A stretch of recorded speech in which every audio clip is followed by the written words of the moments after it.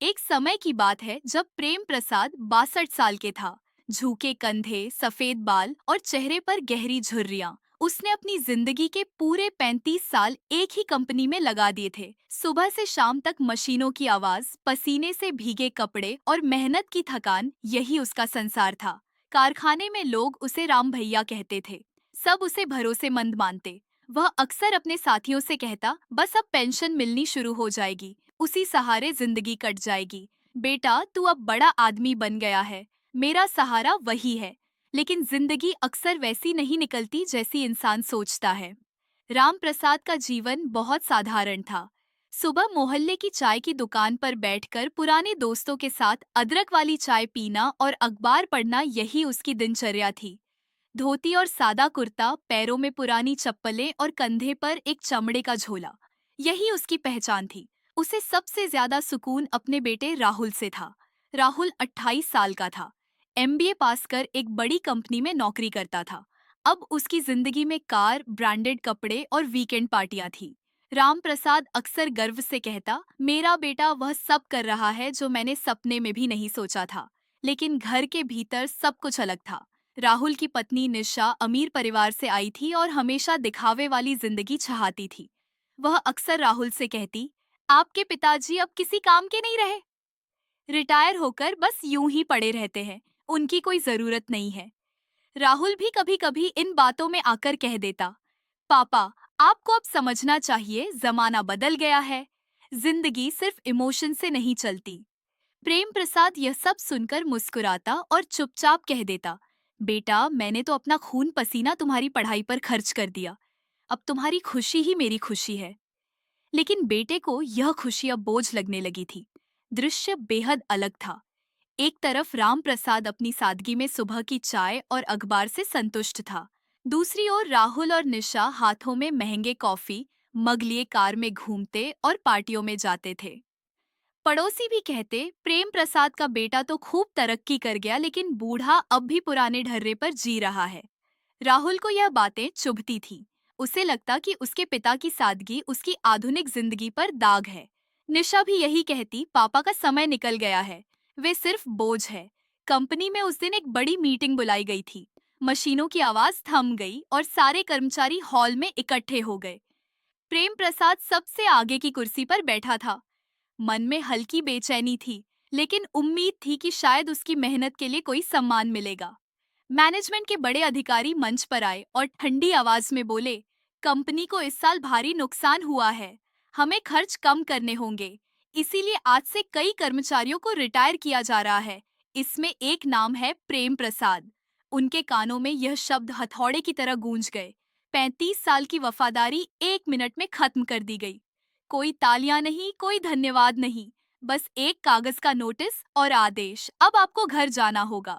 प्रेम प्रसाद का दिल बैठ गया। उसने खाली निगाहों से मैनेजमेंट को देखा, फिर अपने हाथ में उस रिटायरमेंट का कागज पकड़ा और चुपचाप बाहर निकल आया।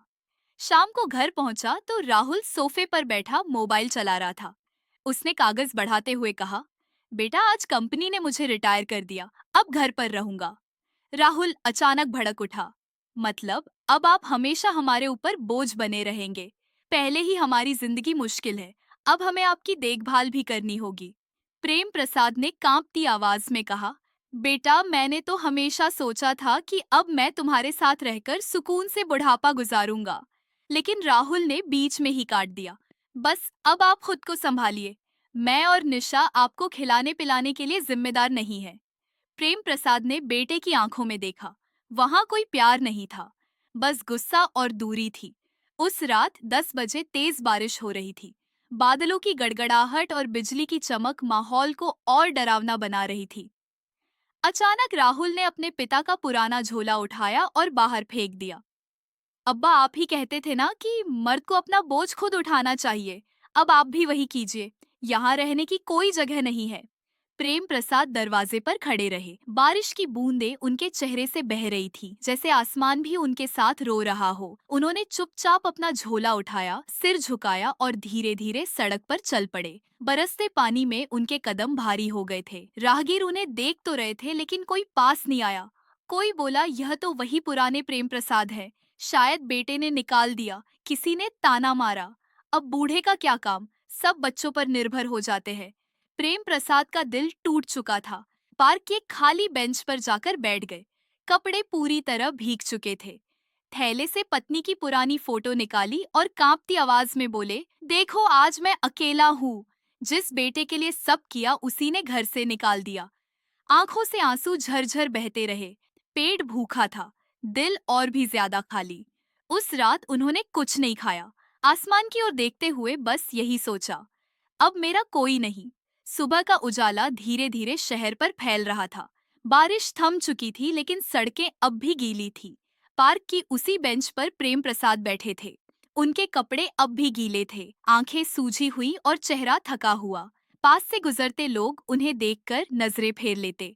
कुछ हंसकर फुसफुसाते, लगता है बूढ़ा रात भर यहीं पड़ा रहा। प्रेम प्रसाद ने बस अपनी पत्नी की पुरानी फोटो सीने से लगाई और आह भर दी। तभी अचानक सड़क पर हलचल मच गई। काले रंग की एसयूवीज का लंबा काफिला उसी ओर बढ़ रहा था। गाड़ियों पर कंपनी के झंडे लगे थे। मीडिया की वैन भी पीछे से आ रही थी। लोग हैरान होकर रुक गए। ये कौन आ रहा है? इतनी बड़ी गाड़ियां, जरूर कोई बड़ा आदमी होगा। गाड़ियां पार्क के बाहर रुक गई। सुरक्षाकर्मी तुरंत उतरकर चारों तरफ खड़े हो गए। मीडिया वाले माइक और कैमरे लेकर भागते हुए आगे आए। प्रेम प्रसाद ने यह सब देखा, लेकिन उन्हें लगा शायद किसी मंत्री या बड़े अफसर का दौरा है। उन्होंने चुपचाप सिर झुका लिया। लेकिन तभी कंपनी के एक बड़े अफसर सीधे बेंच की ओर बढ़े। उनके पीछे बाकी अधिकारी भी थे। उन्होंने प्रेम प्रसाद को देखा और पल भर के लिए रुक गए। फिर उनकी आंखों में चमक आ गई। सर, हमें आप ही की तलाश थी। भीड़ सन्न रह गई। पास खड़े लोग चौंक कर एक दूसरे को देखने लगे। क्या यह बूढ़े को सर कह रहे हैं? ये तो कल रात से पार्क की बेंच पर बैठे हैं। मीडिया कैमरों की फ्लैश लगातार चमक रही थी। सुरक्षाकर्मी तुरंत प्रेम प्रसाद के चारों तरफ घेरा बनाकर खड़े हो गए। प्रेम प्रसाद हैरानी से अफसर की ओर देखने लगे। मुझे, लेकिन मैं तो बस एक रिटायर्ड कर्मचारी हूँ। अफसर ने आदर से सिर झुकाया और कहा, नहीं सर, अब आप सिर्फ रिटायर्ड कर्मचारी नहीं, कंपनी के नए सीईओ आप ही हैं। कल रात बोर्ड ने फैसला लिया कि 35 साल की ईमानदारी और मेहनत का सम्मान करने का यही सही तरीका है, और इस फैसले की घोषणा हम सबको आपके सामने करनी थी। भीड़ में सनसनी फैल गई। क्या यह बूढ़ा अब सीईओ है? अरे, यह तो वही राम प्रसाद है जिनको कल रिटायर कर दिया गया था। अब देखो, किस्मत का खेल कल निकाल दिया, आज कुर्सी पर बिठा दिया। प्रेम प्रसाद की आंखों में आंसू छलक आए। उनके दिल में कल रात का दर्द अब भी ताजा था, लेकिन आज किस्मत उन्हें उसी दर्द से उठाकर आसमान पर ले आई थी। इसी बीच मीडिया वालों ने लाइव रिपोर्ट शुरू कर दी। एक्सवाजी इंडस्ट्रीज ने इतिहास रच दिया है। पहली बार किसी साधारण कर्मचारी को उसकी ईमानदारी और 35 साल की निष्ठा के लिए सीईओ बनाया गया है, और वह शख्स है प्रेम प्रसाद। पड़ोसियों के घरों में टीवी की आवाज गूंज रही थी। राहुल और निशा भी अपने ड्राइंग रूम में बैठे टीवी देख रहे थे। जैसे ही स्क्रीन पर प्रेम प्रसाद का नाम और चेहरा आया, दोनों के चेहरे पीले पड़ गए। निशा के हाथ से कॉफी का मग गिर पड़ा। ये तो आपके पापा हैं। राहुल का गला सूख गया। कल रात जिसे उसने घर से निकाल दिया था, वही आज पूरे शहर की खबर बन गया था। उसके पैरों तले जमीन खिसक गई। उसे अपनी करनी याद आने लगी, और तभी उसे एहसास हुआ कि असली बोझ तो उसका लालच और अहंकार था, पिता नहीं। कंपनी के मुख्यालय के बाहर भीड़ जमा हो चुकी थी। मीडिया के कैमरे चमक रहे थे। सुरक्षाकर्मी व्यवस्था संभाल रहे थे। हर कोई उस आदमी को देखने को बेताब था, जिसे कल तक एक साधारण कर्मचारी और एक उपेक्षित बूढ़ा समझा जा रहा था, और आज उसी को सीईओ की कुर्सी मिली थी। प्रेम प्रसाद सफेद कुर्ता पायजामा पहनकर सीधा लेकिन विनम्र चाल में वहां पहुंचे। उनके कदम धीरे थे, पर आंखों में गरिमा थी। जैसे ही उन्होंने दहलीज पर कदम रखा, स्टाफ की तालियों की गड़गड़ाहट गूंज उठी। पत्रकारों ने माइक बढ़ाए। सर, आपको कैसा लग रहा है? इतने साल मेहनत के बाद आज ये मुकाम क्या कहना चाहेंगे?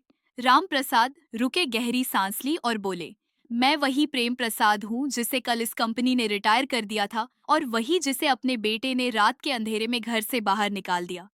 लेकिन दोस्तों, आज मैं यह कहना चाहता हूँ कि इंसान की इज्जत उसके पद से नहीं, उसकी नीयत से बनती है। पैसा और कुर्सी किसी की नहीं होती, लेकिन इंसानियत हमेशा साथ रहती है।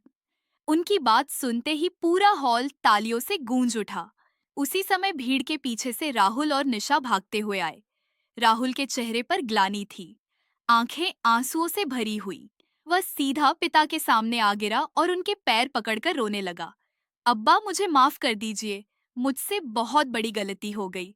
जिस पिता ने मेरी पढ़ाई पर अपनी पूरी जिंदगी लुटा दी, उसी को मैंने कल रात बेघर कर दिया। मैं शर्मिंदा हूँ। निशा भी सिर झुकाकर रो रही थी। प्रेम प्रसाद की आंखों में आंसू थे, लेकिन होठों पर हल्की मुस्कान आई। उन्होंने बेटे के सिर पर हाथ रखते हुए कहा, बेटा, मैं तुम्हें सजा नहीं देता, लेकिन याद रखना, माँ बाप कभी बोझ नहीं होते, वह तो नींव होते हैं। अगर नींव को गिरा दोगे तो घर कभी खड़ा नहीं रह पाएगा। भीड़ की आंखें नम हो गई। कुछ लोग सिसक रहे थे, कुछ ताली बजा रहे थे। फिर उन्होंने मन से सबको संबोधित करते हुए कहा, मैं आज सीईओ बना हूँ, लेकिन इस कुर्सी की सबसे बड़ी ताकत मेरे वे 35 साल है जो मैंने मजदूर की तरह काम करते हुए बिताए। और यह सम्मान सिर्फ मेरा नहीं, हर उस इंसान का है जो ईमानदारी से अपने परिवार और समाज के लिए जीता है। तालियों की आवाज थमने का नाम नहीं ले रही थी। राहुल और निशा अब तक पिता के पैरों में गिरे थे। प्रेम प्रसाद ने उन्हें उठाकर गले लगाया, लेकिन इस बार गले